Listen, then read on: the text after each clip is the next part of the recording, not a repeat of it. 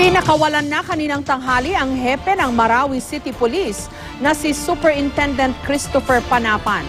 Dinukot si Panapan ang ilang armadong MILF o miyembro ng Moro Islamic Liberation Front na sumugod sa Marawi Police Station kagabi. Itinakas daw na marebelde ang dalawa nilang kasamahang nakakulong sa istasyon. Namatay sa insidente ang bayaw ni Panapan matapos barilin na marebelde dahil nanlaban di mano.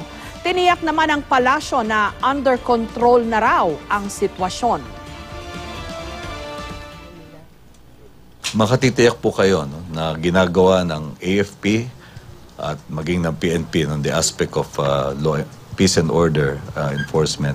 Ang lahat ng nararapat, kabilang na ang mahalagang aspeto ng intelligence work and intelligence gathering. At lahat po ay ginagawa ng ating sandatahang lakas para pangalagaan ang kaligtasan at kaayusan sa ating mga komunidad.